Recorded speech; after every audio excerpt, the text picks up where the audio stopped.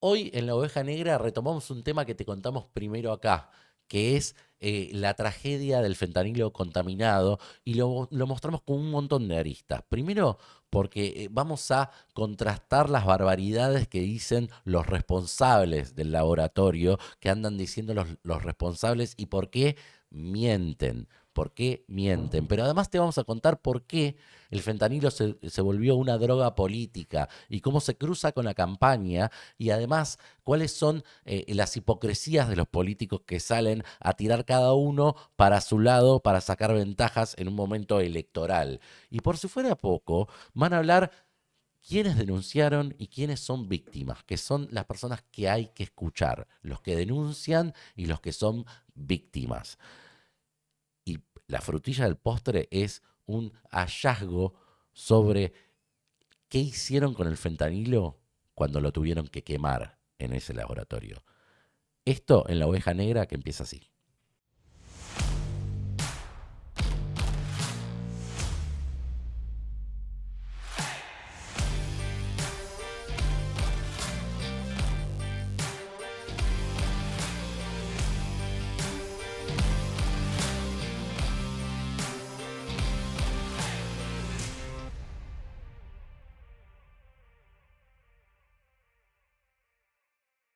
Bienvenidos a La Oveja Negra, otro programa aquí en Borde Periodismo. Este es el programa de María Julia Olivana, a quien le mandamos un beso grande. Mi nombre es Daniel Seifert. Estamos esperando novedades, María Julia, quizá pronto, ojalá, si todo se puede, va a estar con nosotros finalmente recuperada, ojalá así sea. Y este es su programa insignia, ¿no? La escuelita de la nata, ella le puso de bajada a este ciclo. Y hoy tenemos, la verdad, un programa que va a pasar por todos los climas. Vamos a retomar temas que estuvimos trabajando. Si nos vienen siguiendo, ustedes se enteraron de cosas que esta semana tomaron otro tenor siguiendo este ciclo. Pero después lo vamos a ver eso. A mi izquierda lo tengo hoy al señor Emiliano Russo. ¿Cómo le va? Bienvenido. ¿Cómo andas, Dani? ¿Todo bien? Bien, todo Sí, en sí, orden. sí, recuperándome de un resfrío, pero como muchos, ¿no? Claro, sí, sí, sí. Me está llorando porque lo hice trabajar resfriado al señor Russo y por eso, como está resfriado, le pusimos El los canchero, auriculares acorde canchero. a su situación virósica. Y a mi Es como un derecha, payamédico. exactamente, a mi derecha, esta voz que aparece aquí a mi derecha es la de Franco Maceo, Gracias. que finalmente me Acordaste apetece. mi nombre. Pobre Franco, siempre cambio el nombre. Nos hablamos todos los días y sin embargo te sigo cambiando el No, el nombre. apellido no, el apellido puede ser que se te escape un poco. Se me escapa todavía, vos Nah. decís. El anterior sí me dijiste Masei. Masei. Porque hay un bailarín que es Sí. Masei, pero bueno. Nada, cuestión que tenemos mucho para ustedes, pero hacemos una barrida y arrancamos. Y un tema que hemos tratado acá en La Oveja Negra desde el principio de este ciclo, cuando estábamos con María Julia, fue un tema que presentamos allá por mayo y que la verdad ha tomado una dimensión que es alarmante y que es trágica. Estamos hablando del caso del fentanilo contaminado de este laboratorio HLB Pharma, que ya las cifras de muertos están llegando al centenar.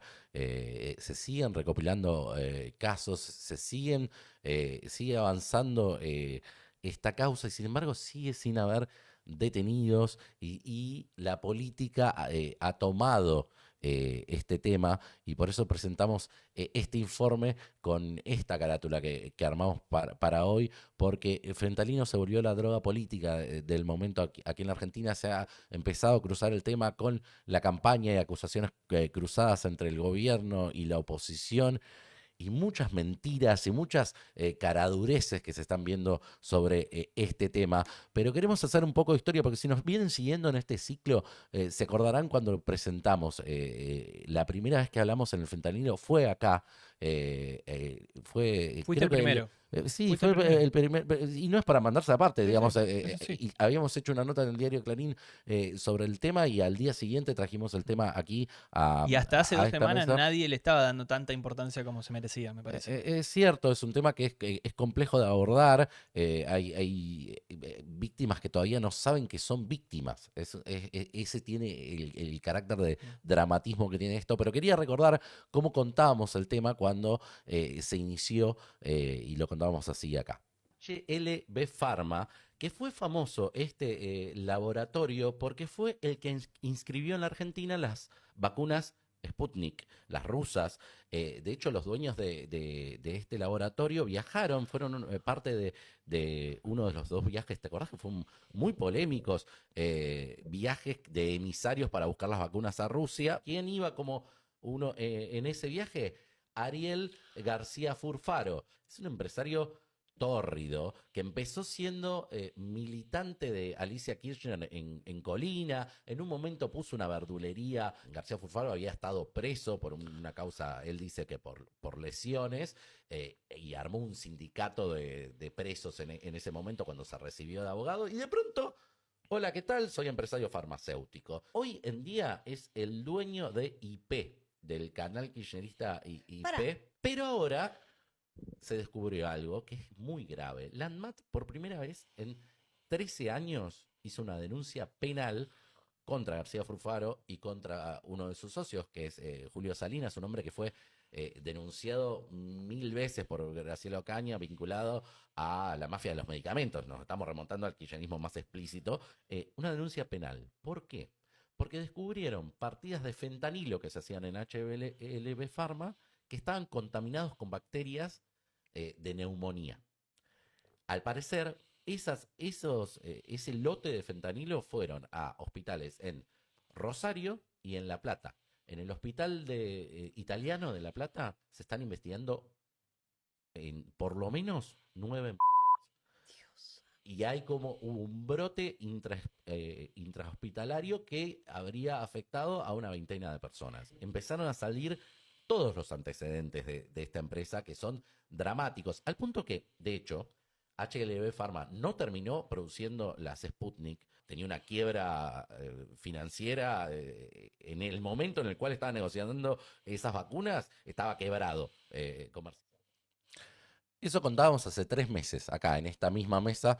Somos las mismas personas, aunque no cambiados. parecemos, somos las mismas personas, pero este tema evolucionó de una manera trágica. Hablábamos de 9 muertes en principio, estamos hablando de casi un centenar ahora, y los hechos se empiezan a trascender, se empieza a saber no solo que estaba quebrado, sino que además hizo un montón de desfalcos este laboratorio impúdico, y sin embargo lo que no sucede es detenciones. Imputaciones. Eso, ni siquiera una imputación. Ni siquiera imputaciones hay en la causa. La causa la lleva Ernesto Kreplak, que es el hermano de Nicolás Kreplak, que es el ministro de Salud bonaerense, y como la escalada empieza a tener tenores políticos, el gobierno salió a decir que debería ser detenido García Furfaro, o van a recusarlo al juez por este vínculo de ser hermano del juez, ser hermano del ministro, que dicen es el mayor comprador del fentanilo. del fentanilo, sí. No, es el mayor comprador de este laboratorio en sí, es uno de los proveedores principales, este laboratorio HLB Pharma, pero nosotros nos remontamos al tema de la Sputnik por el rol que había tenido este laboratorio, y en ese momento ya se hablaba de que tenía contratos por 80.000 millones de pesos con el Estado. Digamos, no es algo nuevo la existencia de este conglomerado de empresas que maneja el inefable García Furfaro, que ahora está de gira mediática, y andás a ver qué otro tipo de gira, según se lo ha visto en las entrevistas que dio en televisión en las últimas semanas, y también en medios gráficos. La verdad que bastante desbordado y bastante deplorable la participación y sus declaraciones, pero vamos a ir a eso en detalle. Pero no es el único que ha hablado esta semana. Quien decidió hablar y de una forma muy particular, porque lo hace como un opinador aséptico cuando no lo es el diputado nacional Daniel Goyán, que fue ministro de Salud tanto de Nación como de la provincia de Buenos Aires. Y vamos a escuchar qué dijo esta semana Goyán. Gustavo, esto es un desastre sanitario. Sí. Decía Pablo Schedlin, es el más grande de este tipo, ¿no? Vinculado a problemas con calidad de medicamentos de la historia. Nosotros recordemos que en el año 92, seguramente vos te vas a acordar, fue el tema del propóleo. El propóleo, con una muerte 25 personas. famosa de artista. Exactamente. 25 fallecidos. Sí. Y esa fue la causa de que por decreto se creara el ADMAT tal cual lo conocemos hoy, reuniendo la parte del INAME, medicamentos, y tecnología médica, la aparatología médica y alimentos, el INAL, ¿no? Esto fue en un proceso de crecimiento del organismo de regulación que llegó, y yo tuve la satisfacción, conjunto con el doctor Ricardo Martínez, en el año 2008-2009, lograr la máxima calificación como agencia de regulación de las que se miden en el mundo. Esto quiere decir, es un examen rigurosísimo que duró semanas, hubo que trabajar un año para este examen, y llegamos a llamar las PICS, ¿no? Es la Convención de Inspección Farmacéutica a nivel mundial. Vinieron y nos dieron la cucarda, el sello de que estábamos en el top 10 de las agencias de regulación del mundo por la calidad que tenían más. Entonces, Frenalo, porque es intolerable esto. A ver, Goyan está contando esto como si fuese una gacetilla de prensa sobre su gestión, vanagloriándose de cucardas y de éxitos que logró con trabajo de un año. A ver, Goyan, vos pusiste en el INAME, que depende del ANMAT, el INAME, que es el Instituto Nacional de Medicamentos, a tu esposa, a Gladys Raquel Méndez. Estuvo ahí y no sé si no sigue estando como planta, y la verdad que no lo pudimos constatar, pero en un momento estaba puesta en planta. Estás hablando de la comparación con el engolado que te entrevista o que te da el centro para que digas tu descargo. Estás comparando una tragedia como la del propóleo como si fueses un relator de estas circunstancias. Fuiste ministro de Nación y de provincia. Tuviste un rol en el crecimiento de este laboratorio pulpo nunca controlado, insoslayable. ¿De qué estás hablando, Goyan? ¿Qué cucarda estás sacando entre los muertos? 100 muertos hay sobre este tema. ¿Estás hablando del propóleo? 20 años atrás como un relator.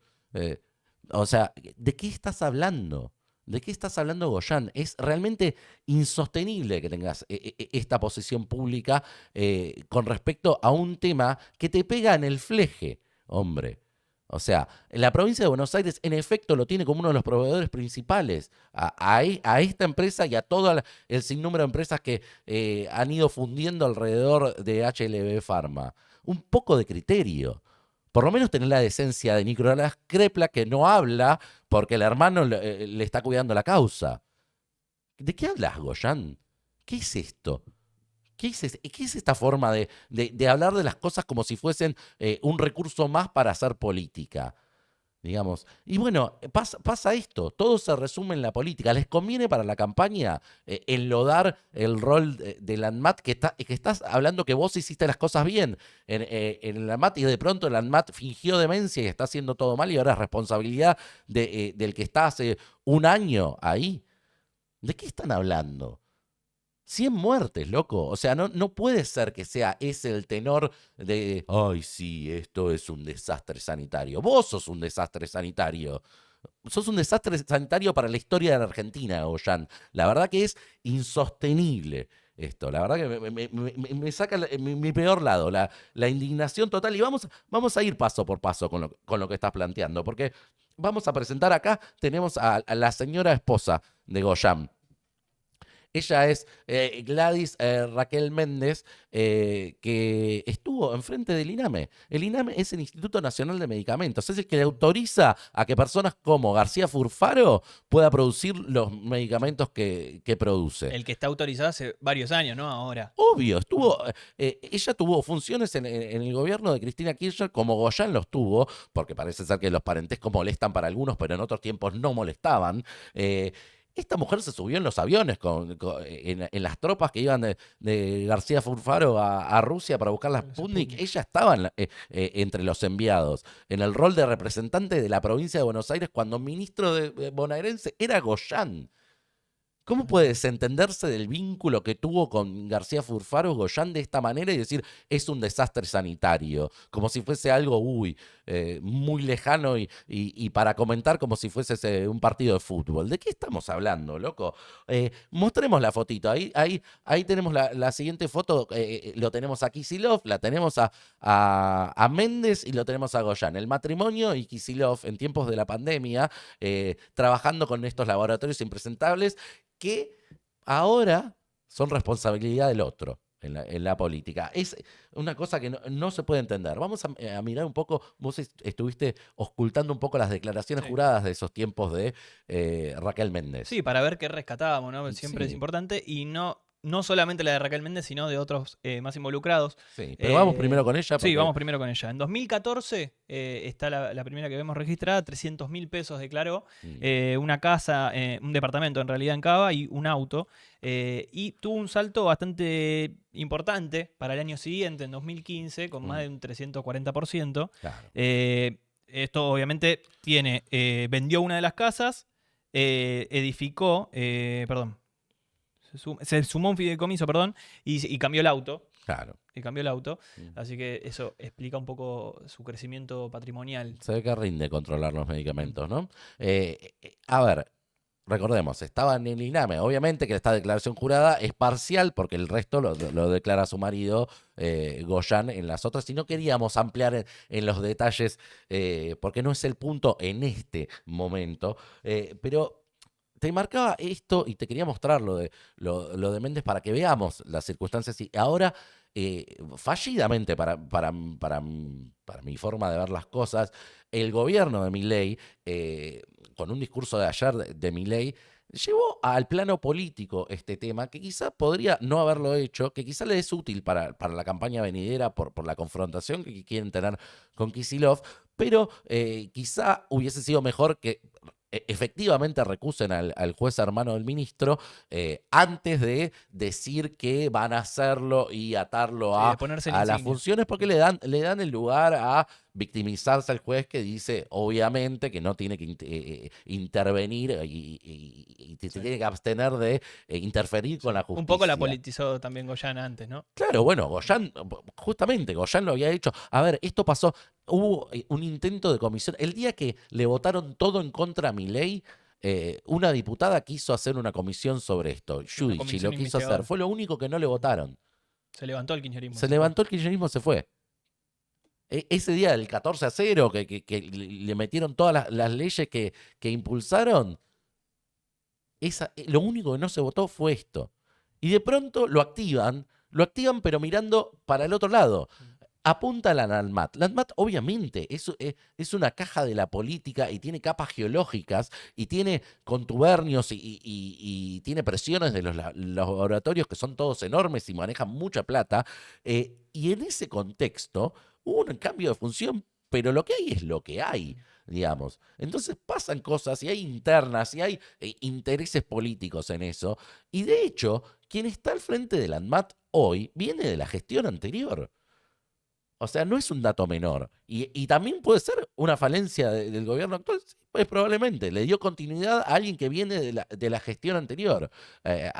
Las dos caras principales de la ANMAT ahora son personas que vienen de gestiones anteriores. Entonces, zapatero a su zapato. Esas cuestiones se van a criticar. Ahora, es la primera vez que la ANMAT hace una denuncia penal. Es la primera vez que clausura como clausuró. Y obviamente, para atrás todo se hizo mal.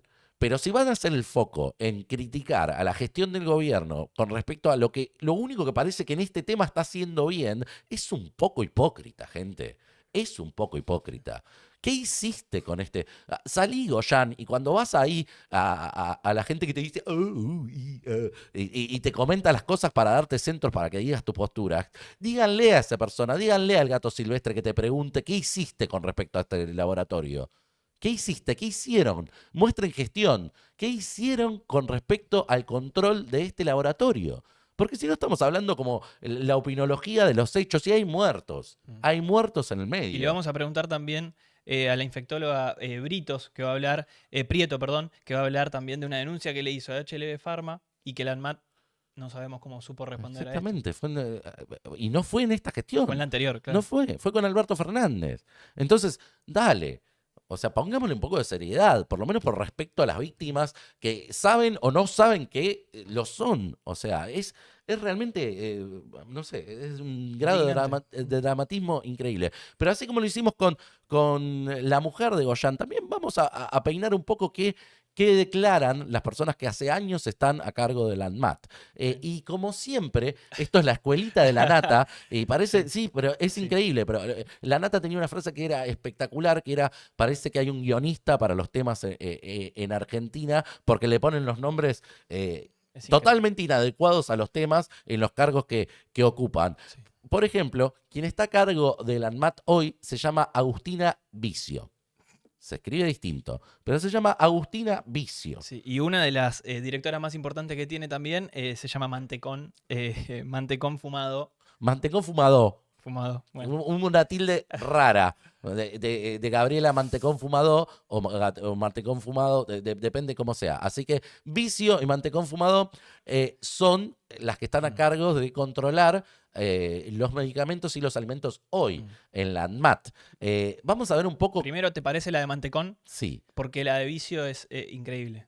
Okay, primero con la de Mantecón está bien, me genera intriga. Vamos a ir con las declaraciones juradas de Gabriela Mantecón Fumado, que está a cargo, tiene un cargo técnico, es la directora técnica hoy en el ANMAT. Sí, más o menos del 2022. En la primera declaración que rastreamos, declaró 17.136.828 pesos. Tiene 3 autos ahí, 2 del año 2019 y también una casa en Santa Clara del Mar. ¿Sí? Al siguiente año ya declara 51 millones de pesos, casi 52, con 200% de crecimiento patrimonial. ¿Sí? Acá ya un aumento, digamos, de sus bienes ya por inflación y un poco por el valor fiscal. Y ya al otro año, en 2024, pasa a los 101 millones de pesos casi, ¿no? Otro salto bastante importante, ya del 100% en este caso. Y se mantuvieron, digamos, las propiedades que tenía. Y ya en 2024, con otro 100% de aumento, llegó a los 101 millones de pesos casi, también manteniendo sus propiedades y el aumento por inflación y valor fiscal. Y después, ya 2024 tendría que presentar la nueva declaración. La nueva como funcionaria ahora de la gestión de Milei. No lo ha hecho, como tantos que incumplen en esas normas básicas de ocupar la función pública. Y por último, lo de Vicio. Vicio. Agustina Vicio, actual titular, directora de la ANMAT, de la agencia que controla medicamentos, alimentos y tecnología. Sí. En 2019 declaró 3,5 millones de pesos casi, teniendo ahí una casa, ¿sí?, de 200 metros cuadrados. Espera, 2019, digamos. Ya 2019. Con la función de Macri ya estaba allí con un cargo que seguramente ambas están desde antes, digamos. Es probable que sí, pero el registro es de declaraciones juradas, o sea, tiene un cargo que es ejecutivo, un cargo que es de jerarquía, que los obliga a presentar declaraciones juradas como funcionarios, digamos. Sí. No cualquier empleado de la ANMAT tiene que presentar sus declaraciones juradas. Claro, al año siguiente lo sorpresivo es que cae su patrimonio. Va a caer a 1,9 millones de pesos. Mira, perdió plata. Sí, se gastó todos los dólares, sorpresivamente. Se le fumaron. Tenía dólares. Tenía más de 30.000 dólares tenía. La crisis macrista. Se fumó, no se sabe bien a dónde fueron dirigidos. Después, al año siguiente, eleva un poquito más, pero sigue estando debajo del primero que mencionamos, ya en este caso de 2,6 millones. Esto es 2021. Claro. Aumentó, obviamente... solamente el terreno, digamos, de Cava, agregó un terreno. Después, al año siguiente, 5,2 millones de pesos. También, 2022. Aumentó, digamos, acorde al aumento de la casa. Le retasaron la casa en tiempos del macrismo. Y ya en 2023... subían más los valores fiscales de los bienes, entonces se rectificaba. Y ya en 2023... hay que destacar que es el año en el que termina el gobierno y la gestión de Alberto Fernández, pega un salto exorbitante, sobrepasando los 110 millones de pesos, lo que significa casi un 2000% de aumento. Ajá. Dani, un 2000% de aumento. Acá compró un terreno en Olivos, ¿sí? Y además la aparición de $70.000. $70.000 y un terreno en Olivos en un año para su declaración jurada, bastante bien para un año de un funcionario, Bastante ¿no? bien. Bastante bien. A mí lo que me extraña es ese esfumado de dólares y esa aparición después, ¿no? Porque no se Claro, bueno. explica mucho. O algo que no tenía Bueno, en un blanqueado, momento o- también había vendido una casa, Mm. digamos, quizá se había olvidado en el medio de que eso lo Ponele. cobró, digamos, Ahora en entonces- 2024, Ajá, 117 2024. millones de pesos, también elevado, mucho menos que lo anterior, vendió la casa. Claro, quizás se le contrapuso, bueno, quizás la cobró antes de venderla. ¿Viste que puede pasar? Fue así. Vendió la casa Mm, y ahí construyó en el terreno que tenía Ajá, de Olivos. sí. ¿Sí? Hizo eso, por eso se explica un poco la variación mínima, pero se Mm. explica al fin. Así que bueno, bien, bien, ahí estamos repasando los números de la gente de Landmat. Y si faltaba poco, esta semana Ariel García Furfaro fue a un juzgado, pero no el juzgado que lo investiga por el tema del fentanilo contaminado, por las muertes del fentanilo contaminado, sino otro juzgado, a un juzgado comercial en el que se presentó con cierta venia de las capas geológicas que hablábamos de Landmat, y se presentó para comprar licencias de medicamentos. Fue a la quiebra de otro, porque es así, es como una piraña de industrias quebradas y va recolectando licencias en diferentes lados. Fue a la quiebra de una empresa y antes de intentar comprarla, o comprarla como lo hace él, ¿no? Porque recordemos que HLB Pharma fue comprada por los Furfaro, pero no terminó de pagarla. Debe $600.000. Que hay pagarés voladores. Ya por eso solo tendría que estar preso Ariel García Furfaro, pero no lo está. Andás a ver por qué razón, ¿no? Y la Por qué grandes desaparición de razones que no está. de algunas sustancias también. Sí, obviamente. Tiene 1000 razones, al margen de las casi 100 muertes, tiene 1000 razones para estar preso, pero no lo está. Y te decía esto de que fue un juzgado, porque ahí lo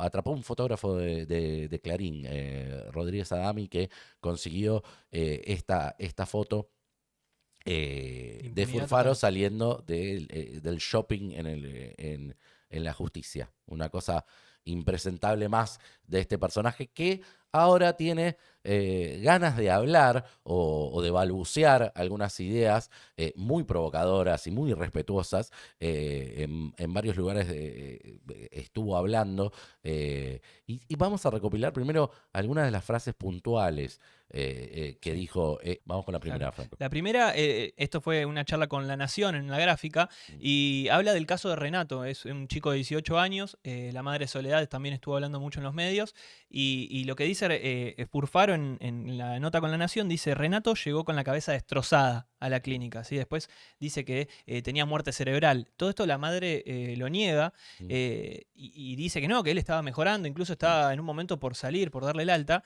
y la medicación esta que le dieron finalmente, el fentanilo, le hizo deteriorar la salud hasta fallecer. Sí, otra vez fiebre, el cuadro febril, la neumonía que traía Y contenida en algunos la casos, bacteria. en el caso de Renato, también tenía meningitis, Claro. que también es una de las bacterias que se encontró en este En los fentanilo. lotes. Sí. Sí. Y dijo otra frase más sobre otra víctima. Sí, sobre otra víctima, el bebé de la clínica de Vélez Arfiel en Córdoba, dijo: no es aconsejable darle fentanilo a un bebé. O sea, Claro. como si él fuera médico y supiera a quién o no hay que darle Sí, fentanilo. recordemos, no es médico, no es nada.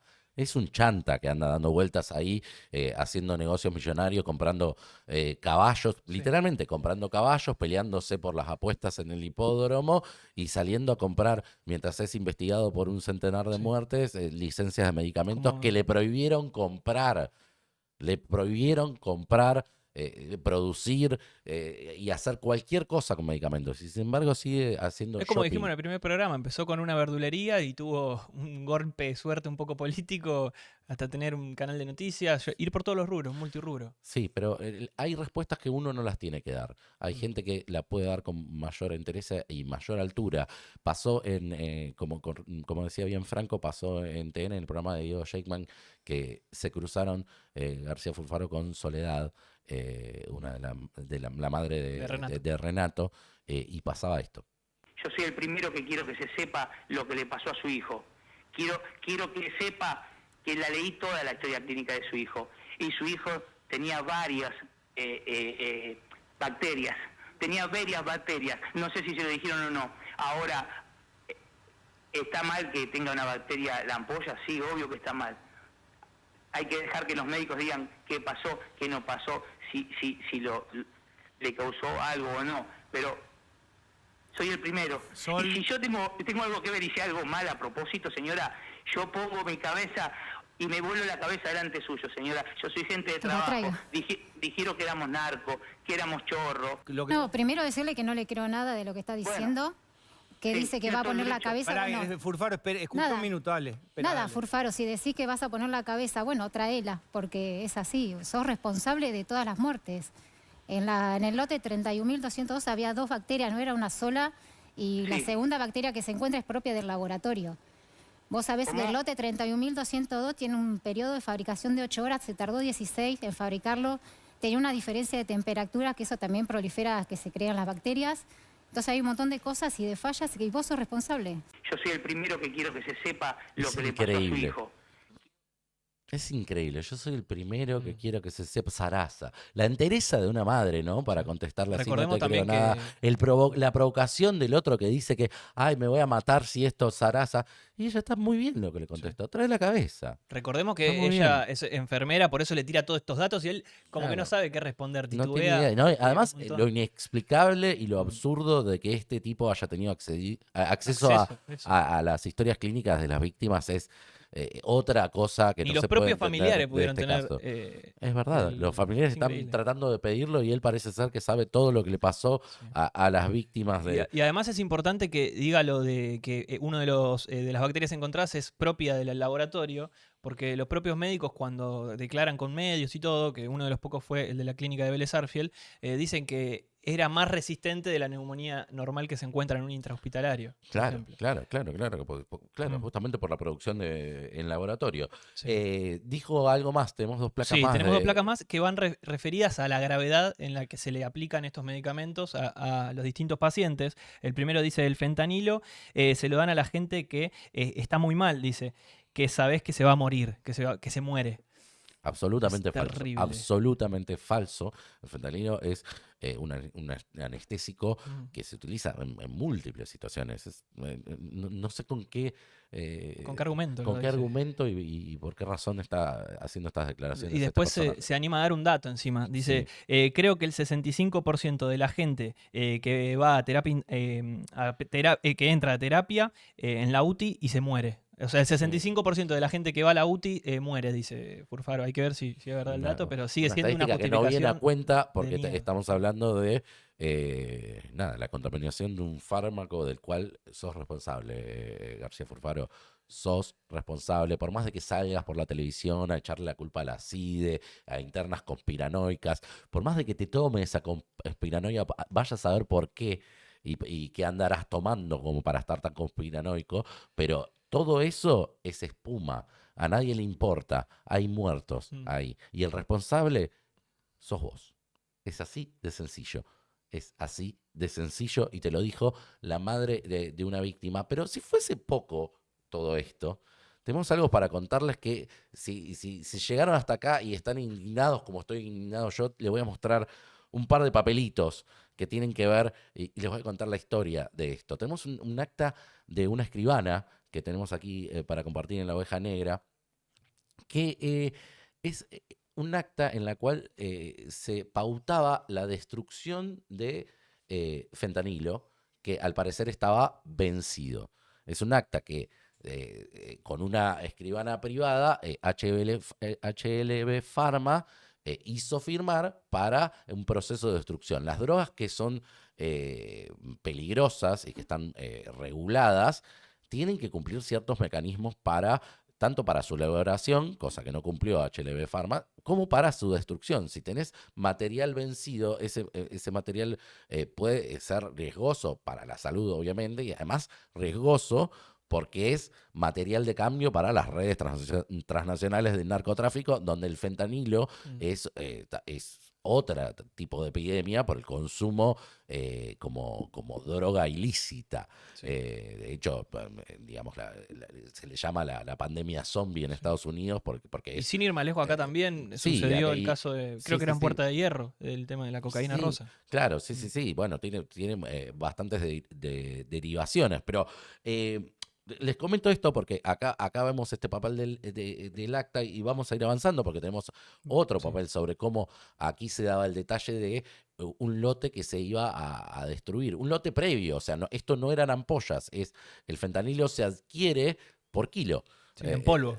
Se adquiere en polvo Desde y por China. kilo y se procesa para hacer los medicamentos. Y entonces hay un detalle en esta acta que es la última placa que tenemos acá, y esto es muy relevante porque aquí tenemos el detalle de la destrucción del fentanilo, que eran 5 kilos de fentanilo que fueron llevados, además de los tanques donde habían sido contenidos, para su destrucción.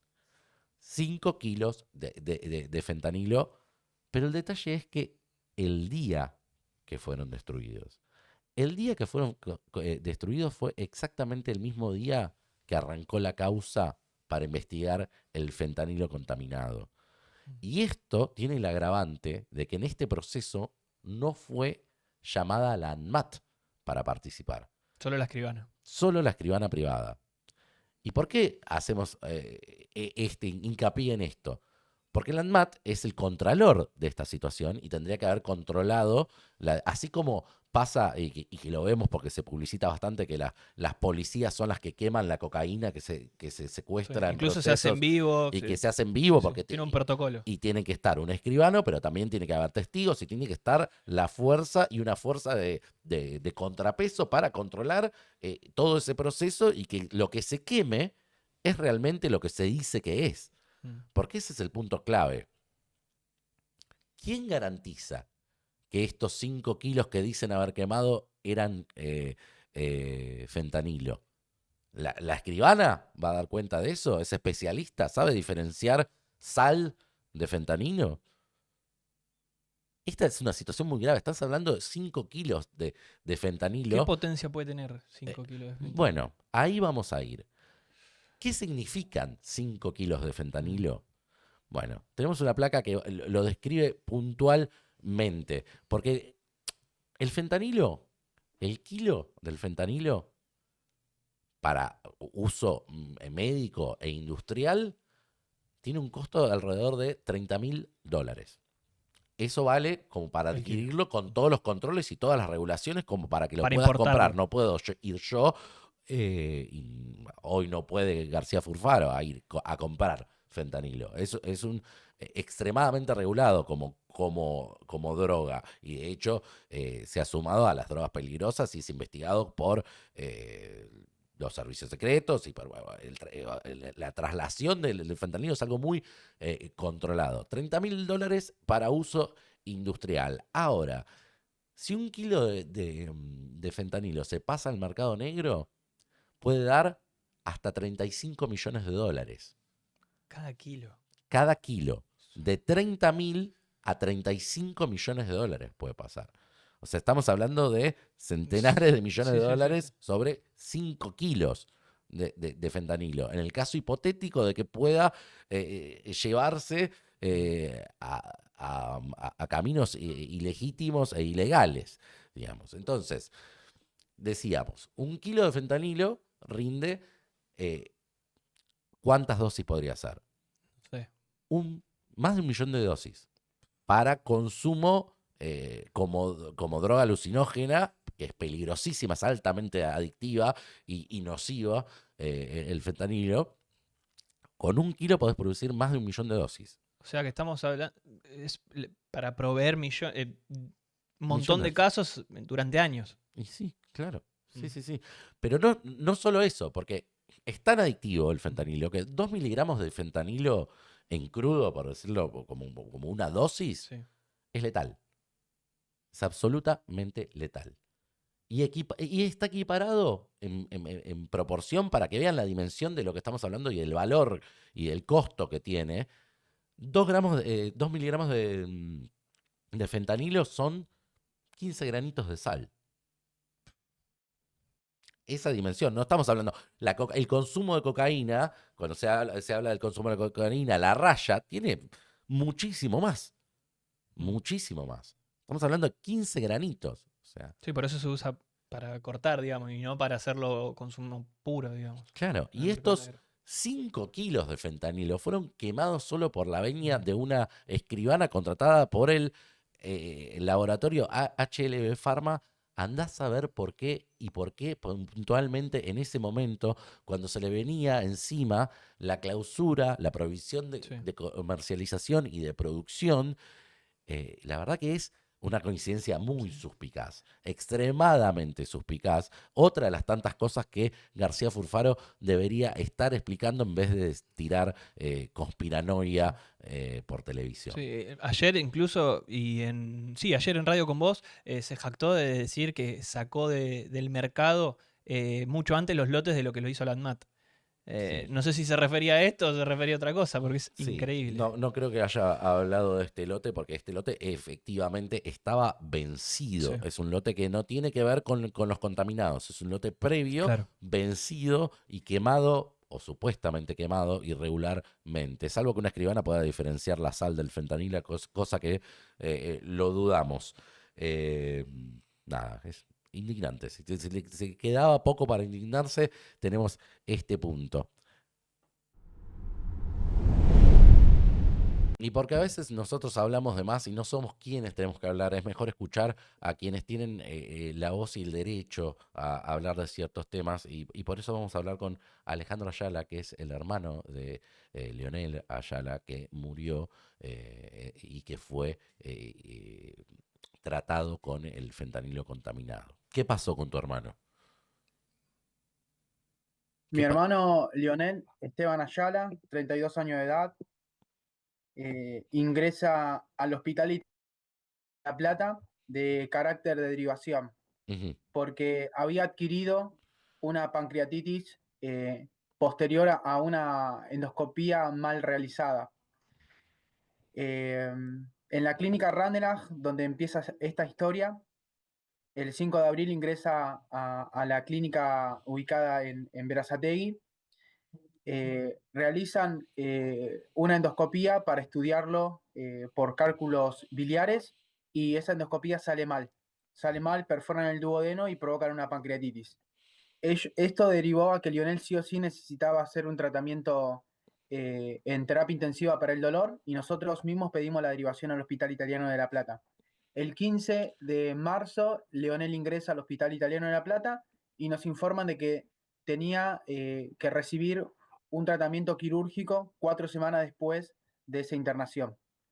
4 de abril realizan ese procedimiento quirúrgico. Lionel llegó para esa cirugía, respondió muy bien a ese tratamiento en terapia intensiva, no tenía ningún requerimiento médico, solamente era el tratamiento del dolor por la pancreatitis, que suelen ser muy dolorosas y engorrosas. Mm. Lo abordan quirúrgicamente el 4 de abril, sale perfecto, ya con expectativas de pasarnos a terapia intermedia.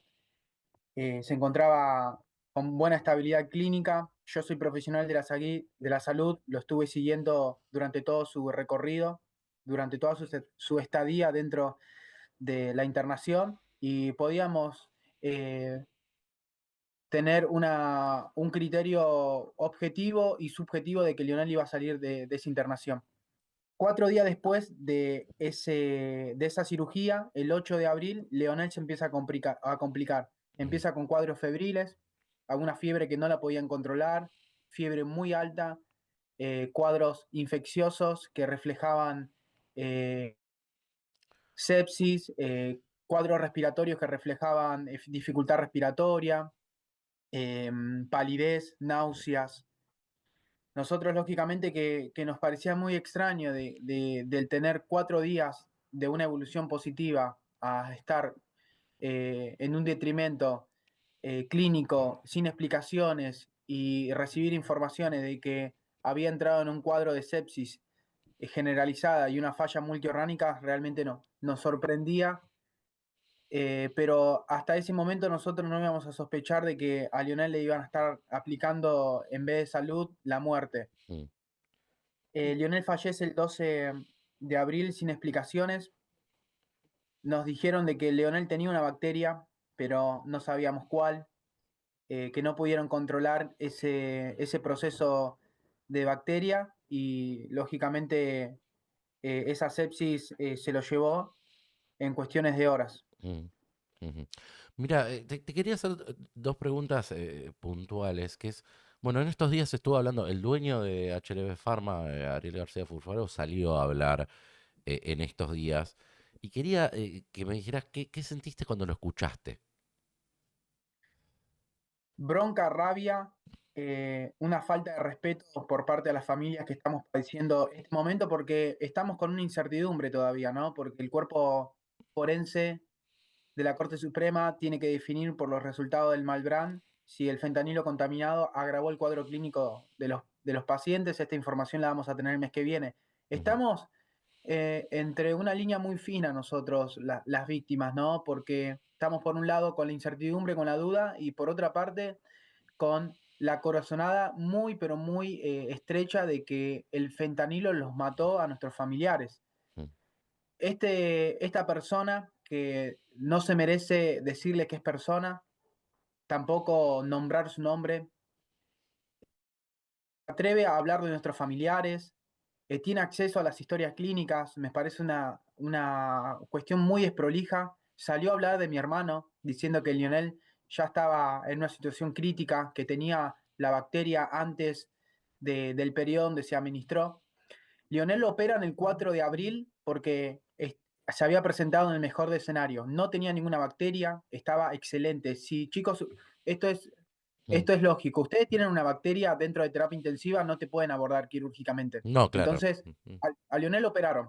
Ujú. Lo operaron el 4 de abril, el 8 de abril ya se empieza a complicar. El 8 de abril es el día donde entra supuestamente este fentanilo contaminado. Pero técnicamente el 31 de marzo el hospital italiano lo compra, entra Claro. al servicio de terapia intensiva. Entonces, nos están mintiendo, nos mienten, nos encubren, nos omitieron la información. Chicos, nosotros 2 meses después nos enteramos que a Mm. Lionel le dieron del lote 31 marca HBL Pharma. Y así están las familias de todo el país.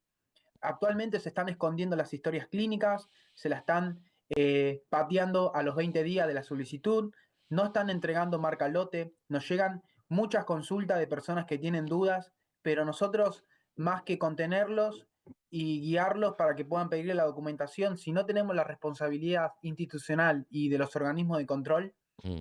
estamos perdidos porque hay un montón de personas, todavía esto no se magnificó en términos de víctimas. Y la otra pregunta que también es cruda, pero no puedo no hacértela, es ¿qué sentís cuando este tema que involucra la muerte de tu hermano empieza a mezclarse en una campaña política?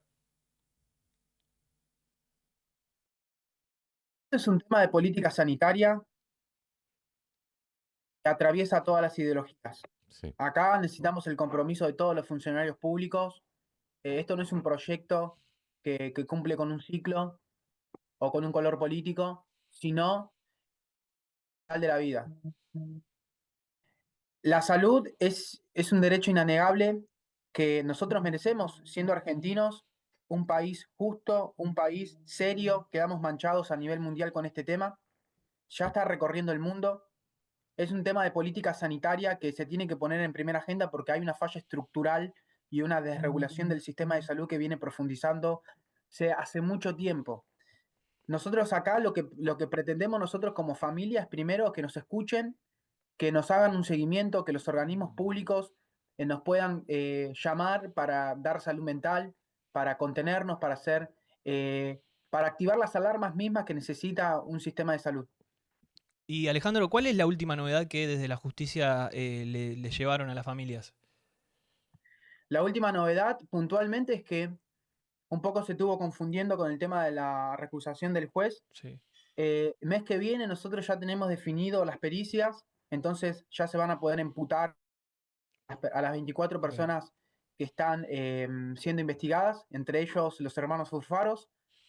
Entonces necesitamos acá celeridad para también seguir investigando qué personas más son responsables, tanto funcionarios públicos como parte de lo que fueron y activaron la distribución de este medicamento que ya sabemos es de conocimiento público. No tienen mucho más que esconder, los materiales están sobre la mesa. Estos laboratorios no podían seguir operando. Desde el noviembre del 2024 ya no podían seguir operando, pero sin embargo distribuyeron un producto contaminado y siguieron trabajando con las mismas condiciones. ¿Vos qué sentís? ¿Sentís que viene lenta la causa? 97 personas fallecidas, no hay personas que fueron indagadas de los 24, no hay ningún detenido, no hay ningún imputado. Nosotros queremos justicia, lo que claro es que nuestras familias están bajo tierra, que no pueden hablar, que nosotros somos las voces, nosotros tenemos que visitar a mi hermano en el cementerio, siendo una persona muy joven, perdimos parte de nuestra vida, se fueron sueños, se fueron promesas para la Argentina. No sé qué te puedo responder en términos de parámetros de tiempo, pero creo que los Furfaros ya tienen que estar presos ahora puntualmente y no a estar hablando con la madre de Renato en vivo o contestándole a las familias o metiéndose en cuestiones de la justicia que tendría que tener una protección de datos y no estar revelando información delicada de nuestros pacientes, de nuestras familias. No, sin duda, eso es aberrante y es penoso. Quería despedirte con un comentario. A mí siempre me pasa en las tragedias en Argentina en general, pero particularmente en esta se repite. Me da esperanzas la entereza de las víctimas ante el atropello de los siniestros que deberían dar respuestas. Me parece que es en este dolor que nada, te abrazamos en este momento de dolor, quería destacar esto, porque siempre la entereza de las víctimas va a llevar tarde o temprano a la verdad y a la justicia, y me parece que ante las provocaciones y las vulgaridades que estamos hoy escuchando en los últimos días, me parece que nada, te aconsejo si cabe mantener esta templanza, porque digamos la contundencia de lo que acabas de decir mata cualquier teoría conspiranoica de los que tratan de defenderse vanamente. Así que Alejandro, muchísimas gracias por contactarnos y por hablar con nosotros. Y nada, te mando un fuerte abrazo y volveremos a seguir el tema aquí en Border. Sí, por supuesto. Cuando ustedes quieran comunicar, dejo en Instagram el punto de encuentro de las familias, Fentanilo Contaminado. Lamentablemente tenemos que ponerle ese nombre para poder empezar a reunir nuestra gente, gente que tiene duda, que todavía no puede conseguir esa información. Gente que no sabe que es víctima. O sea, hay gente que no sabe que es víctima. Sí. Eso es que todavía dramático. tiene miedo. Sí. Mientras Furfaro tiene todos los expedientes. Sí. Una Material locura, clínico. chicos. Es Eso una la verdad es locura una falta de absoluta. respeto. Sí, sin dudas.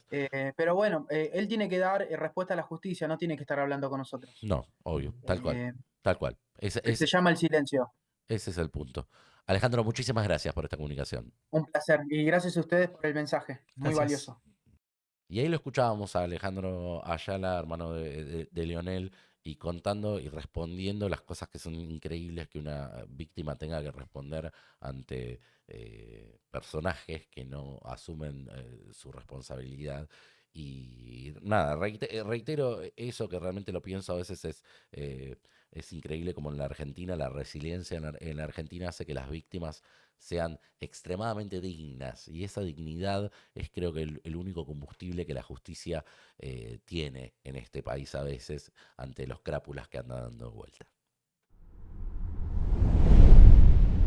Y estamos en comunicación con María Florencia Prieto. Ella es infectóloga, es de Entre Ríos y fue una de las que denunció en la ANMAT a HLB Pharma, a la empresa de García Furfaro, que ahora está en la picota por varias razones, y como venimos hablando en este programa, por la cantidad de muertes que ha producido la contaminación del fentanilo en la producción de ese laboratorio. María Florencia, ¿cómo te va? Daniel Seifert te saluda, aquí con Franco Maceo y Emiliano Russo. ¿Qué tal? ¿Cómo les va? Buenos días. Buenos días, ¿cómo andás? Contanos, ¿cuándo y qué denunciaste vos en la ANMAT? Nosotros tuvimos un brote allá por más o menos como para esta época, entre julio y agosto del año 2023, varias infecciones que estaban sufriendo los pacientes que estamos atendiendo en nuestro sanatorio por una bacteria que era la primera vez que la detectábamos en los cultivos. Y pudimos, precisamente por eso, determinar que la fuente de infección se debía a ampollas contaminadas de un medicamento que se llama dexametasona. Ajá. Las ampollas eran ampollas, digamos que nosotros las abríamos por primera vez, eran sin usar. Así que bueno, llegamos a poder, por suerte, detectarlo a tiempo, a hacer el tratamiento que correspondía y por suerte ninguna de los pacientes falleció. ¿El medicamento en cuestión para qué se utiliza? Es un corticoides que es muy conocido, muy ampliamente utilizado en internación, en las guardias, en una salita de primeros auxilios. Se puede aplicar por forma intramuscular o endovenosa. En este caso, los pacientes lo habían recibido de manera endovenosa. Ellas tenían todas catéteres implantables porque estaban haciendo tratamiento quimioterápico y se les infectó el catéter, que hubo que operarlas y quitárselo para poder, además de darles tratamiento antibiótico endovenoso, para poder curarse de la infección. ¿Esto era un sanatorio privado? Es un sanatorio privado, sí. Ajá, ajá. ¿Y HLB Pharma era proveedor habitual o era circunstancial? No, en realidad, bueno, yo no me ocupo no estoy a cargo de las compras Claro. de la institución. Hay un servicio de farmacia y de compras, pero en realidad HLB Pharma es ampliamente utilizado Claro, a eso me en todo refería, el ¿no? país. Claro, me refería a si es una marca que vos como infectóloga conocías, si tenías nada, sabías que estaba en el Sí, mercado, digamos, sí. hay muchos productos de HLB Pharma, no es solamente ampollas ni Claro. solamente fentanilo, Ujú. hay en comprimidos, en gotas, hay de todo, sí. Ajá, ajá. Y cuando accionaste, cuando descubrieron esto que había sucedido en este lote, ¿qué pasó? Bueno, pudimos determinar entonces que era eso, así que quitamos de circulación todo el lote contaminado, lo embalamos y lo enviamos con la ficha de denuncia correspondiente al ANMAT. Ajá. Y en octubre del año 2023 tuvimos la respuesta de que para ellos el producto estaba aceptable. La ANMAT les contestó a ustedes que no había pasado nada en ese lote. Exactamente. Ajá. Esto es 2023, lo ponemos en contexto para que vean, digamos, lo que estamos escuchando ahora sobre otros lotes de otros medicamentos del mismo laboratorio y cómo actuaba la ANMAT. Entonces, en el 2023 estamos hablando otro gobierno, estamos hablando otras circunstancias, mismo laboratorio, mismas sospechas. Y María Florencia, después de eso, ¿ustedes qué actitud tomaron con respecto a los medicamentos de HLB Pharma? Bueno, lo que sucede es que en realidad, que yo lo he comentado con otros periodistas, Sí. no tuve notificación, no tuvimos conocimiento de que a nadie, al menos, o no se hizo público, de que a nadie le haya pasado lo que nos pasó a nosotros. Claro. Incluso nosotros lo publicamos el trabajo científico el año pasado en una revista muy prestigiosa, tampoco pasó nada. Ajá. Hasta incluso llegué a pensar que justo en ese momento tuvimos mala suerte nosotros y justo a nosotros nos tocó ese lote y Claro. que habrá sido, tal vez, creímos que fue el único. Claro, porque nadie informó nunca de otra cosa, al menos que nos llegara de manera pública de conocimiento. claro. Hasta ahora, hasta lo Sí. que está pasando ahora. ¿Pensás ahora mirando tiempo atrás que quizá también la presión de grupos empresarios como laboratorios de esta dimensión haya tenido que ver con que no se difunda, con que no se hable? No sabría decir, la verdad que Mm, no sé, yo creo que eh, ahora la causa es mucho más grave, por claro. supuesto, pero tal vez por eso tengan que, digamos, investigar mucho más a fondo Ajá. y hacer los peritajes correspondientes, ¿no? Como para tomar alguna opinión al respecto de lo que usted me está diciendo. Claro. Sí. María, una pregunta, te habla Franco Maceo. ¿Qué tan común es encontrar medicamentos que estén contaminados? Porque estamos hablando de que apenas hace 1 año y medio, ustedes, bueno, pudieron detectarlo a tiempo, gracias a Dios, pero ahora 1 año y medio después estamos hablando de fentanilo contaminado que ya perjudicó la vida de casi Claro. 100 personas. A mí es la primera vez que me pasa en los 23 años de carrera que tengo, Mm. pero bueno, O sea, no nunca te sé, había algún otro pasado colega que... con No, ningún laboratorio, con ningún medicamento, esto que denunciaste. no. Ajá. No. Uno siempre que antes de administrar algo, el enfermero, ¿no? Que es el que generalmente, o el farmacéutico que controla, además todas estas cuestiones que están en circulación, todos los medicamentos siempre están bajo un sistema que se llama de farmacovigilancia, que para eso justamente, ante cualquier eventualidad, uno siempre tiene que denunciar. Ujú. ¿Y por qué Pero no se para que hizo en salga al el...? mercado es porque Sí, está aceptado. Si Mm, sale al claro. mercado es porque está aceptado, si se comercializa es porque está aceptado Sí. y pasó en teoría todos los controles que corresponden. claro. O sea, Em, salta en otra dimensión, salta en el contralor de quien compró, o sea, en el proceso de cuidado que tienen ya los profesionales de la salud con todo medicamento que les llega. O sea, el contralor de Uno antes de ustedes, claro. administrar un medicamento mira siempre que coincida porque hasta puede haber errores, ¿no? Sí.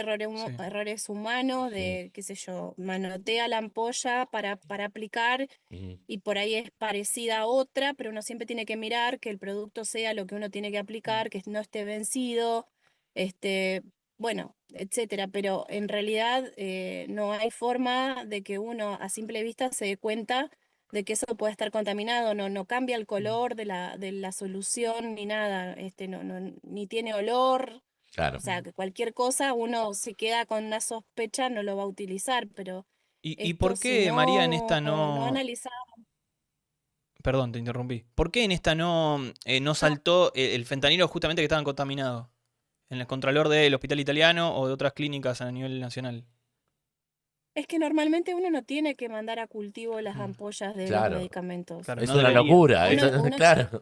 Sí. Mm. no, o sea, digamos, uno, son Tiene que cosas que no se te confiar, ocurrirían. claro, tiene Claro. que confiar en las certificaciones, o sea, por eso existen ese grado, digamos, ese protocolo que tienen que tener, ¿no? Obviamente, porque si no, tenés que desconfiar absolutamente de todo. Sí, Digamos. sí, sí. No, es claro, o sea, uno, en este caso puntual nuestro, Mm, la punta del ovillo lo dio el nombre de la bacteria. Claro. claro, Esta bacteria, cuando encontramos que era esta bacteria y comenzamos a investigar de dónde podía venir o a qué se asociaba, la literatura se asocia a contaminación de fármacos. claro. Entonces ahí fue que nosotros empezamos a investigar qué fármaco podía ser y ahí lo encontramos. Sí, bueno, en efecto, es el camino que al parecer hizo el Hospital Italiano de La Plata con respecto al fentanilo, que también descubrió este brote y derivó en algo más, que no era un brote intrahospitalario, venía con Claro, una ¿no? correlación a los laboratorios, claro, sí, sí, sí. Así que, bueno, Florencia, muchísimas gracias por hablar con nosotros. Gracias a ustedes.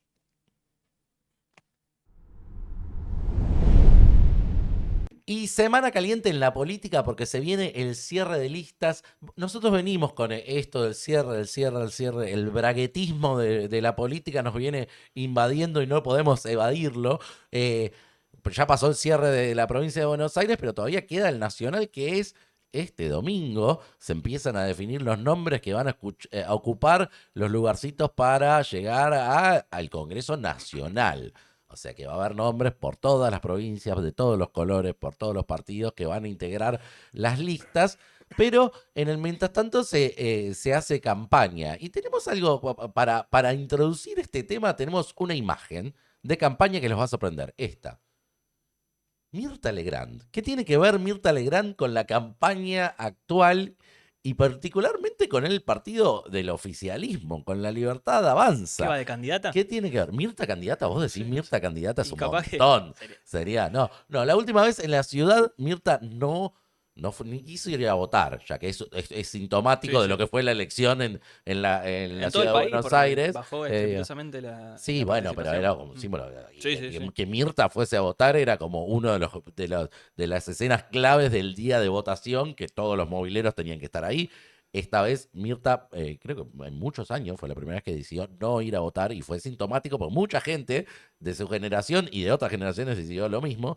Se viene viendo eso como fenómeno en las elecciones, pero quien tiene un datito sobre Mirta Legrand y sus circunstancias es el señor Emiliano Russo.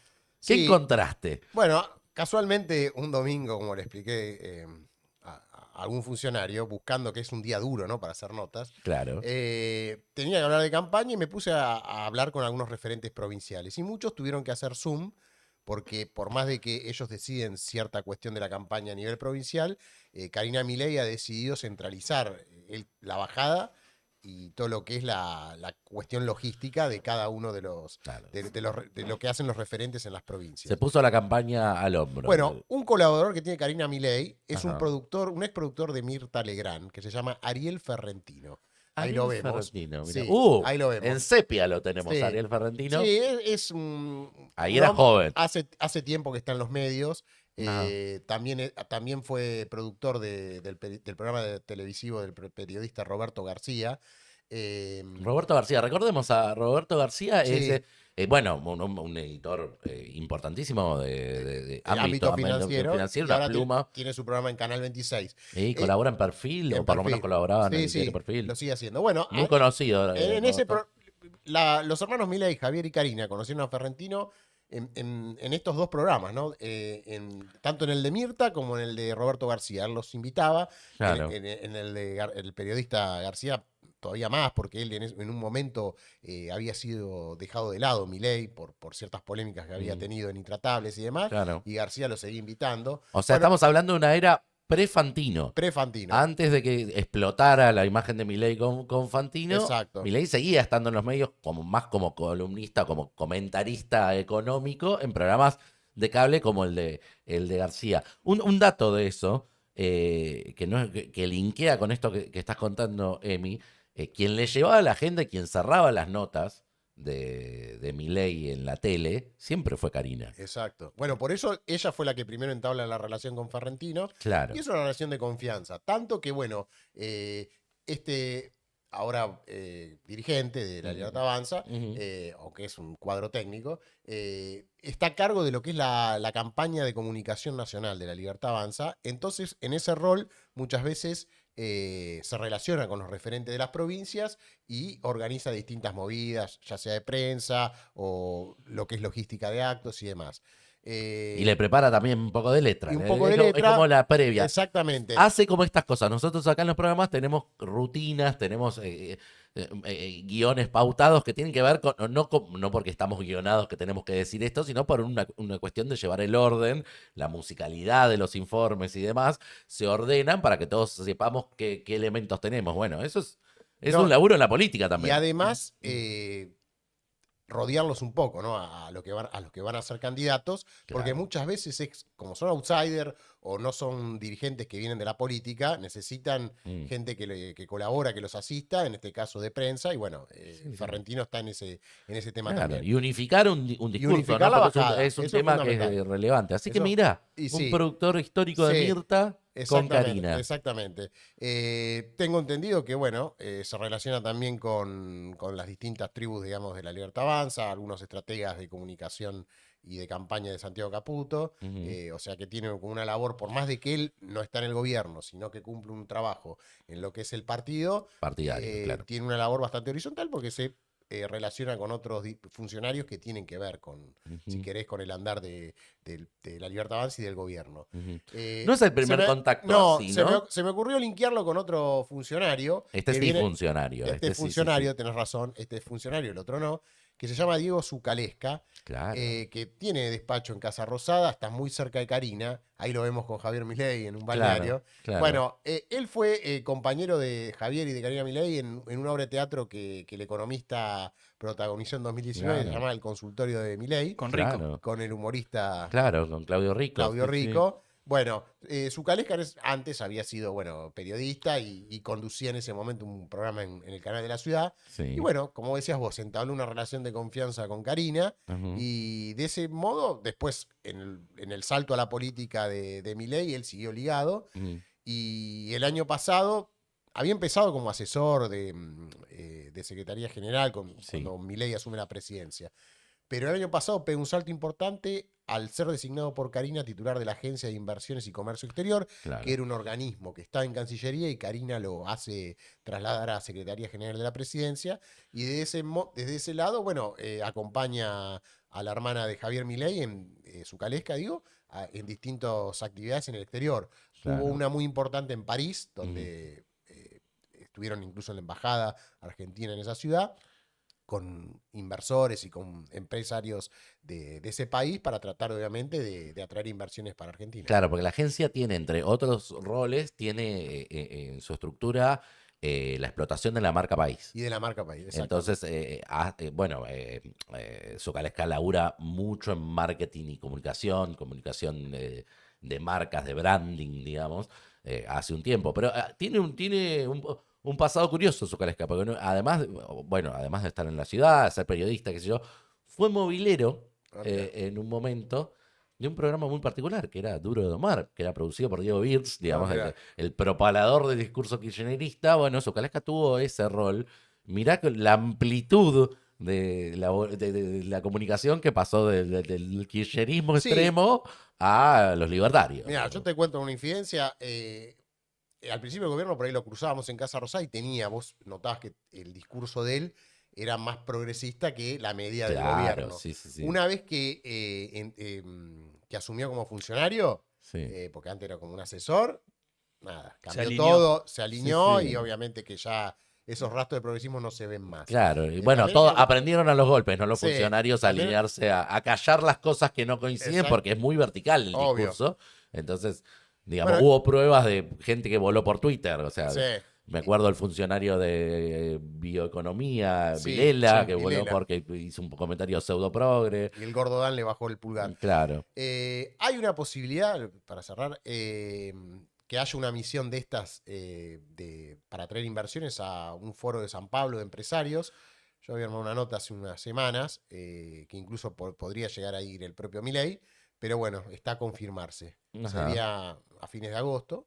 Y bueno, ahí en San Pablo, que es la principal ciudad industrial del Brasil, ¿no? Así que para la campaña, los partidos, y en particular la Libertad Avanza, recurre a recursos que le son conocidos, que fueron la tele. La tele le da productores, le da funcionarios, le da gente para laburar en la campaña y le da algunas cosas más. Porque empiezan a trascender, ¿no? Este es el momento trascendidos, pero hay algunos que no son tan trascendidos.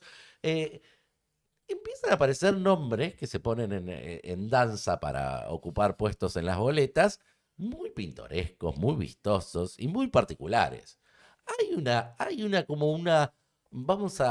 una horda de rubias bellas que pueden acompañar, vistosas para que estén en las listas. Es lindo que haya gente bella en las listas, pero no sé si es necesario. Sí, y algunos nombres conocidos para un sector de la sociedad un poquito más grande que el que ya concurre la Libertad Avanza, que son los más jóvenes. Claro, entonces le ponen una amplitud. La fama siempre fue un recurso de la política. La política y los famosos siempre tienen un punto ahí. Con Julia en la radio hace mucho tiempo hacíamos una sección que era farandulítica y que hablaba de justamente ese mundo que se cruza constantemente. Y tenemos una carátula divina sobre este tema porque es esta la presentación.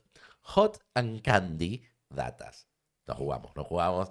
Creativo, me hago cargo de la complicación de este Candy título. tuvo que haber ido con Y. Claro, pero lo que pasa es que quedaba raro, entonces Sí.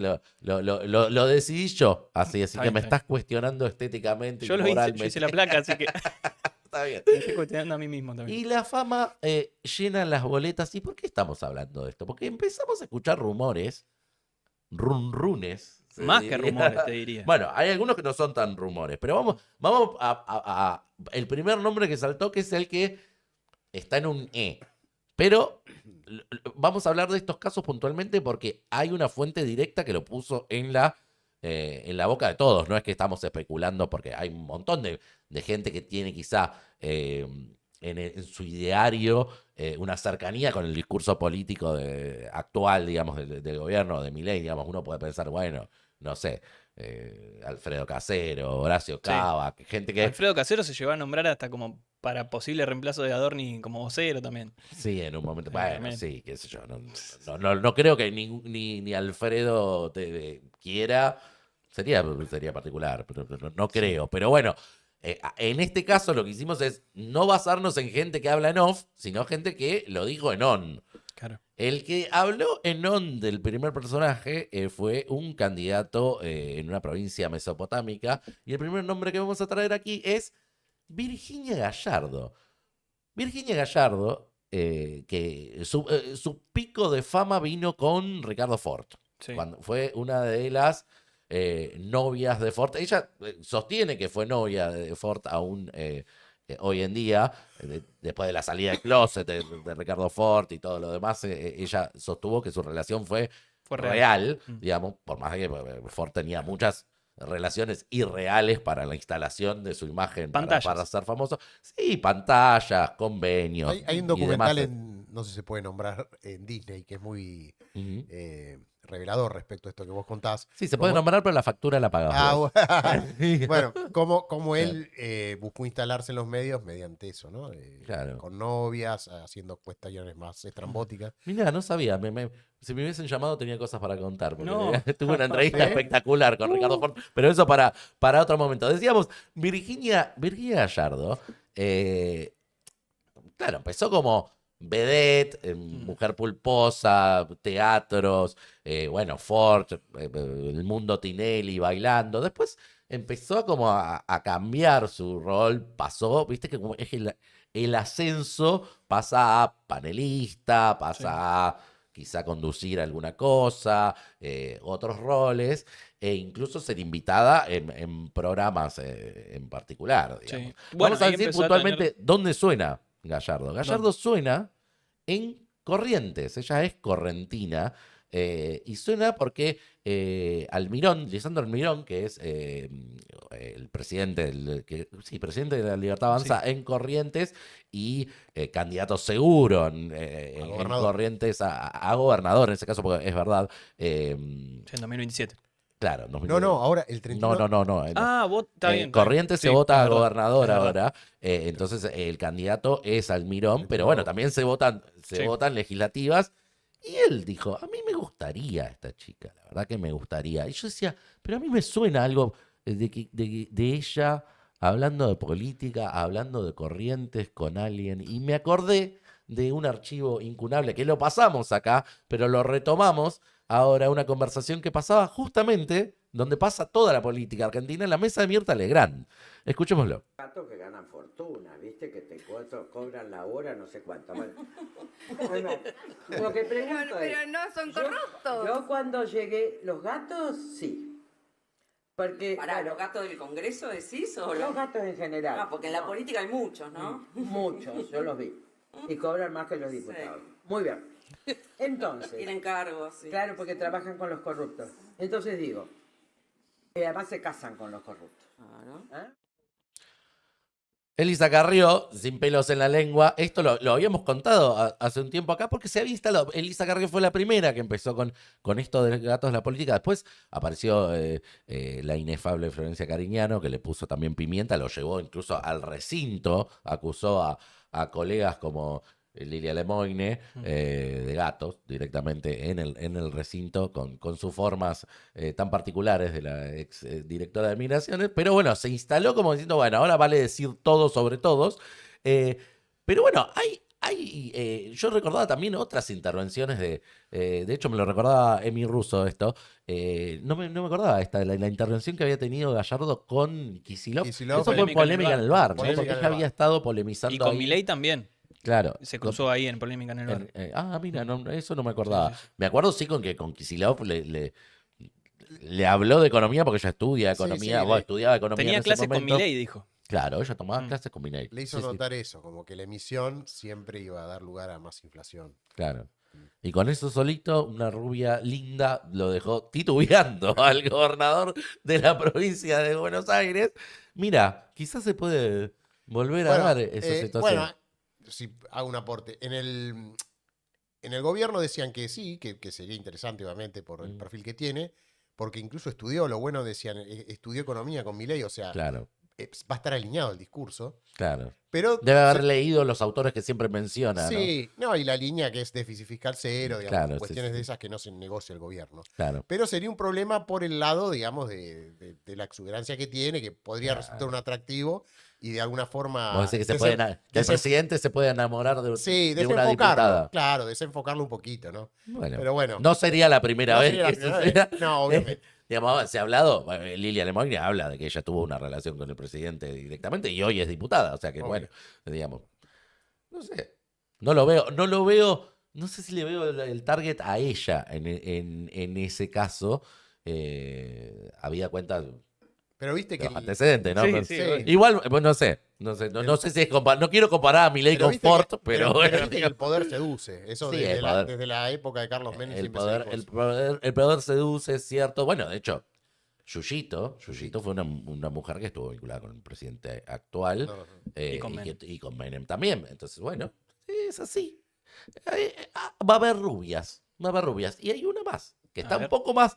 que suena un poco más fuerte. Vos la das por confirmada. No, más confirmada. El señor Franco Mateo la da por confirmada a la siguiente candidata hot que puede estar en las listas. Yo no Estamos hablando, claro, porque él es joven, pero nosotros que tenemos un poco más de canas, recordamos a Karen Reinhardt. Acá la tenemos, esta foto es de Karen Reinhardt con Milei. Porque creo que esta foto, si mal no recuerdo, fue en Casa Rosada. Fue cuando asumió, creo. Me parece que cuando asumió lo fue a ver. Tuvo varias visitas. De hecho, ella ha estado en varios actos libertarios. Y tiene un programa en TV Pública también. Tiene un programa en la televisión pública ahora. Sí. Que eso es medio raro, digamos. Se llama Amores Perros, está en la televisión pública. Se llama igual que la veterinaria que ella tiene en la ciudad de Buenos Aires. No sabía. Sí, tiene una veterinaria. Ella trabaja con los animales. Bueno, otro punto de llegada ¿a dónde? A Karina. De las mascotas. A Karina. El mundo de los perros también es un mundo que abre las puertas del mundo de Karina, digamos. Karina tiene el perro Thor, el presidente tiene sus perros también. Son muy cariñosos con el tema mascotas. Sí. Han, de hecho, donado, incluso. Sí. Hay gente muy obsecuente que ha hecho leyes en pos de los animales presidenciales y demás. Claro, bueno, sí, no quería hacer nombres particularmente, pero... Bueno, pero... Cartas, documentos acá el compañero. Hizo un proyecto de ley. ¿no? Sí, hizo un proyecto de ley. Ley Conan era. La ley Conan, sí, de protección contra el maltrato animal. Sí, que no tuvo tratamiento todavía. Pero bueno... Hablamos, la televisión es un mundo cercano a los líderes libertarios, las mascotas también. Ella, Karen, ocupa las dos y ahora lo que suena es que Karen Reinhardt puede ser la segunda candidata de la lista nacional por la provincia de Iría Buenos debajo Aires. de Pert. Claro, iría Pert primero, Karen Reinhardt segundo. Y Diego Santilli tercero, que lo habríamos dicho, se iba a pintar de violeta en agosto y se pintó de violeta en agosto finalmente. un sandwichito rari. Sí. Y después ¿no? iría otra mujer. Me parece que tenían que ponerle belleza a ese trío. Sí. Le tenían que Los- poner los belleza levanta un fuerte. poco. No quiero, no Los se levanta habla un de los poco. cuerpos ajenos, pero digamos, Esperti y Santilli era como uno Sí. difícil de roer. Para mí también, es como te dije al principio, Bueno, ahora con la lista, como es la boleta única, sale una cara sola. sale Solo una cara sola. sola. Bueno, pero en el acto tenés que... Sí. Sí, pero Sí, los sí, nombres la para mí es campaña. otro punto para llegar a un público un poco más grande de edad también, me parece. ¿Vos decís como que Karen reconocimiento. Reinhardt es vieja? No, ¿Estás estoy diciendo que es más conocida en un rango de edad al que no llega tanto Ah, a me la estás Libertad diciendo Avanza. viejo a mí. No, es un rango de edad más alto, nada Más más. alto, más alto. El joven totalmente Ese basado. Suma un poquito, suma un poco. Bueno, para que aprendas te voy a contar quién es Karen Reinhardt. A ver.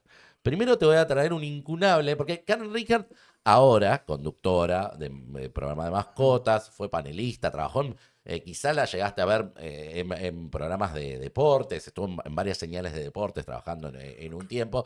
Ahora es una férrea. Si vos entras en el Twitter de Karen Reinhardt, es militancia full, Libertad Avanza. Todos los tweets son políticos, o sea que Alineadísima. está alineadísima y está, se ve que construyendo esta salida. No está 100% confirmado hasta el domingo, no, nada está confirmado, sépanlo porque están todos rosqueando. Se puede Pero cortar la bueno, luz en algún Pero lado. tiene todo como para hacerlo.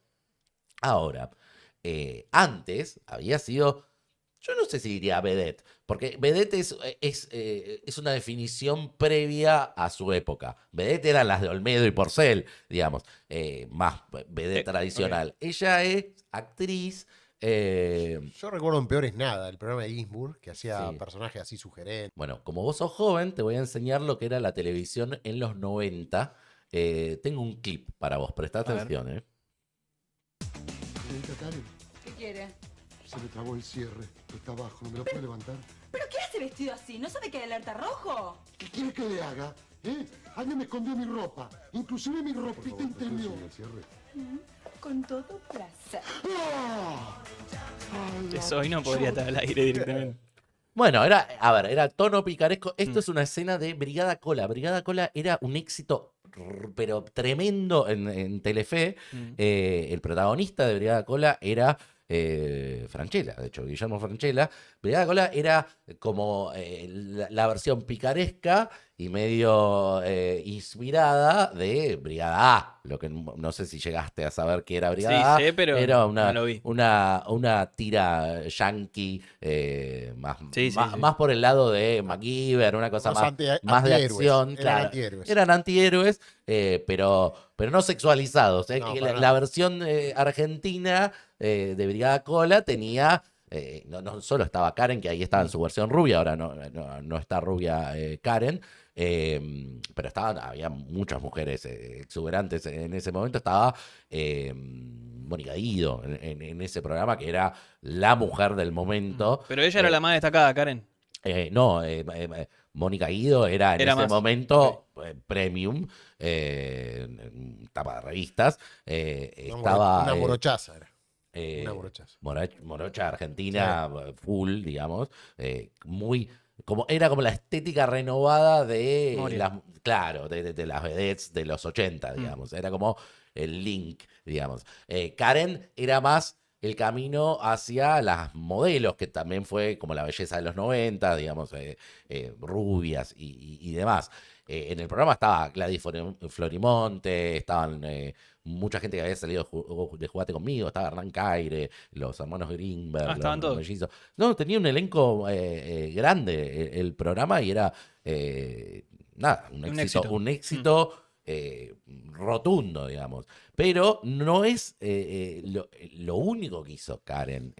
Recordaba bien el compañero ruso que Karen fue una de las mujeres más vistosas que acompañó a Ginsburg en Peor es Nada. En el mejor momento de Ginsburg. Claro, Ginsburg y Fontova, también Prime Time, Canal 13, también la picaresca de la época. Todo esto es obvio lo que decías vos, digamos, hay correcciones políticas que hemos incorporado, cancelaciones que han pasado, un montón de cosas que han pasado que el humor ha cambiado, digamos. Pero bueno, la picaresca argentina siempre estuvo y sigue Y está el sigue recuerdo estando, también. digamos, en el teatro de revistas y demás. Y bueno, eran otros tiempos, digamos. Quizá mirándolo así decís, uy, esto no podría verse ahora en televisión. Pero bueno, estaba en la escena con Gino Reni, que era uno de los comediantes premium de la Argentina, digamos, era primera línea de comedia, en este caso con un rol secundando a Francella en la pata del humor. Pero bueno, el humor con las mujeres siempre se dio en la tela. Ginsburg también lo utilizaba, que era un humor incluso más, por decirle de una forma, un humor más inteligente. El de Ginsburg era una avanzada en ese momento, pero también recurría al humor medio machista y qué sé yo. Utilizaba la compañía de mujeres y tenía en su plantel a Karen como la rubia, Karen Reinhardt, y a María Fernanda Callejón como la morocha, también morocha argentina, pulenta en sus mejores momentos, antes de estar peleándose con De Brito para Robacámara. Estaba trabajando Callejón. Tanto trabajaban que juntas, en esa época, las editoriales las buscaban para hacer tapas con ellas. E incluso llegaron a una tapa, pero una de las tapas más famosas de Playboy, de la revista Playboy. ¿Playboy internacional o argentino? No, la Playboy argentina, que tenemos ahí la tapa de ambas. Lo mejor de Peor es Nada. Y directamente la bajada era desnudamos a María Fernanda Callejón y Karen Reinhardt. Era la tapa esta que tenemos ahí, que estás evitando mirar. No sé por qué estás evitando mirar.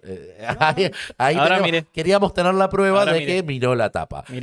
Así que, nada, personas que tuvieron un recorrido, que han utilizado su cuerpo de buena manera para estar en el mundo del espectáculo y que llegan a las boletas, así como si nada. Así puede llegarse en el camino de la vida. ¿Famoso ahora? Seguramente, bueno, el Turco García seguramente ya dijo que va a ser candidato con Amoroso, con poco destino de llegada, digamos, pero los que estamos hablando acá y que decimos, reiteramos, son nombres que hubo una fuente en ON que dijo, puede ser que sí. O sea, estamos hablando de eso. Después rumores hay 1.000.000, pero bueno, dos nombres de dos rubias espectaculares que pueden estar en las boletas oficialistas en este octubre y en la televisión seguramente también. Y siguiendo con las perlitas de esta campaña que se viene, tenemos un datito que es de esos maliciosos que nos gusta contar acá en La Oveja Negra y que intitulamos este bloque como La Lista Punga. La lista Punga, así clarito, cortito y al pie, no estamos diciendo nada, eso es solo un título. Pero le vamos a contar una historia que es increíble, que está pasando en Neuquén. En Neuquén hubo un caso, una persona detenida, un gerente de un supermercado muy conocido de la Patagonia, que fue detenido junto a un cartonero, porque se descubrió que en complicidad con él estaban haciendo un robo hormiga a el supermercado. Y el robo hormiga fue millonario, varios millones de pesos en mercaderías que el gerente sacaba, y lo agarraron creo que con una camarita, sacaba y venía el señor cartonero y se lo llevaba. Y no para reciclar. Y así había un montón de productos que fueron sacados de este local de supermercados en Plotier. Fue esto, en Plotier, en Neuquén. El tema es que el gerente de este lugar, de apellido ya te digo, porque lo tengo por aquí anotado, se llama Cristian Javier Poblete Torres, el gerente, que cayó preso. ¿Quién es Cristian? Cristian es el hijo de esta señora que tenemos acá, que te vamos a mostrar, que se llama Marisa San Juan Torres. Marisa San Juan Torres es, si pasamos a la placa siguiente, esta mujer que fue concejal en Plotier, y es una mujer que responde a alguien muy particular, por eso te lo voy a contar después. Ella fue concejal en Plotier y trabajó en la legislatura de Neuquén hasta hace muy poco. Una mujer muy creyente de la religión y demás. y estuvo en la legislatura, como te decía, hasta no hace mucho. Bueno, acá dice 24. que, claro, dice que tuvo mandato como electa en 2023, pero después tuvo roles de más de administrativos en la legislatura. ¿Por qué estuvo en la legislatura? Porque es una mujer que responde a la ex vicegobernadora, podemos decir ya ex vicegobernadora de Neuquén, que fue la más fugaz vicegobernadora de los últimos tiempos, que es Gloria Ruiz. Gloria Ruiz fue destituida por varias razones, pero ahora quiere ser candidata. Lleva una lista y es candidata. Y en la lista, ¿sabes quién va? La mamá del tipo detenido, que está integrando esa misma lista, es candidata, la ex concejal, la que trabajaba administrativamente en la legislatura, San Juan Torres. Acá no ha pasado nada. Claro, está integrada, que ahora hay un problema, ¿no? Porque ahora se supo que su hijo cayó por este robo en el lugar donde trabaja o trabajaba, y claro, bueno, alto ruido. La mujer había sido desplazada de la legislatura. ¿Por qué? Porque cuando cayó en desgracia, Gloria Ruiz, cayó en desgracia la gente que estaba con ella. Pero esos cargos, como bien vos decís, de administrativos, generalmente responden a eso, a un linaje político, en este caso con la vicegobernadora, y ocurre en las distintas legislaturas del país, incluso la bonaerense. Claro, pero bueno, Gloria Ruiz fue un poquito más allá. Hubo varias causas que se abrieron, porque la legislatura, ella era vicegobernadora y obviamente tenía un rol en el legislativo, pero quien manejaba tras las sombras era su hermano, que empezó a tener algunas polémicas de contrataciones y demás. Hubo una escala, hubo varias causas judiciales que terminaron en el juicio político de Ruiz, que como segunda de Figueroa duró un año y Incluso chirola. antes de que la destituyan, le echó al hermano. Claro, ella para tratar de paliar el escándalo, lo desplazaron al hermano. Bueno, después cuando ella cayó en desgracia y fue destituida, desplazaron a esta señora que ahora sigue siendo un cuadro muy cercano a Gloria Ruiz, tanto que va en la lista, porque Gloria Ruiz insiste en querer volver a la política. Raro, ¿no? Ese permiso, porque si te destituyeron con un juicio político, no sé si tendrías que poder volver. Debería haber una prohibición a ocupar cargos públicos. Habría que hacer la ley Aníbal Ibarra de la vida, como para marcar esas circunstancias. Bueno, si te hicieron un juicio político, tendría que tener alguna consecuencia como para tu futuro político. No le entra el ficha limpia porque no tiene una condena judicial, pero sí hay obviamente es medio contradictorio, te sacan juicio político, no, pero vuelvo de otra forma. Bueno, cuestión que Gloria Ruiz había sido destituida, pero entre todas las razones por las cuales fue destituida, hay una que es espectacular y que se resumen en un ticket que tenemos aquí para mostrarles. Este ticket fue una de las razones por la cual perdió la vicegobernación Gloria Ruiz. Y si vemos el detalle, es una compra en una chocolatería en Plotier por 4 millones de pesos a nombre de la legislatura. O sea, la legislatura... Eran souvenirs. Viste que la legislatura bonaerense se llama por el caso Rigol, el chocolate Rigol, bueno, el chocolate... Chocolate Ruiz. Claro, Chocolate Ruiz. Chocolate Ruiz. Aquí tenemos la factura, 4 millones de pesos comprando bomboncitos para la legislatura. ¿Cuántas cajas de chocolate te compras con 4 panes? Eran varias. Ahí tenemos el desglosado. Sí, después que quizás, si querés, le vemos el Era rico el chocolate. Rico, riquísimo el chocolate en Plotier. Y así, chocolate derretido y listas con personajes peculiares que te contamos acá en La Oveja Negra. Bueno, Franquito, llegamos al final de otro Oveja Negra aquí cargado, en Borde Periodismo, movido. Pasamos por todos los climas, por todos un programa movidito y movilizador. Tenso. Nada, si les gustó lo que vieron, ya saben, suscríbanse, pónganle likes, lo hacemos con todo el cariño, y aquí cuidando el lugar de María Julia Oliván, que pronto va a estar con nosotros y va a tomar las riendas de su programa que se llama La Oveja Negra, Escuelita de la Nata, y esperemos que estemos prontito a la altura de las circunstancias. Esperemos que esté contenta ella. Sí, esperemos que esté contenta. Le mandamos un beso grande y a ustedes les decimos nos vemos el viernes que viene. Gracias. Chau.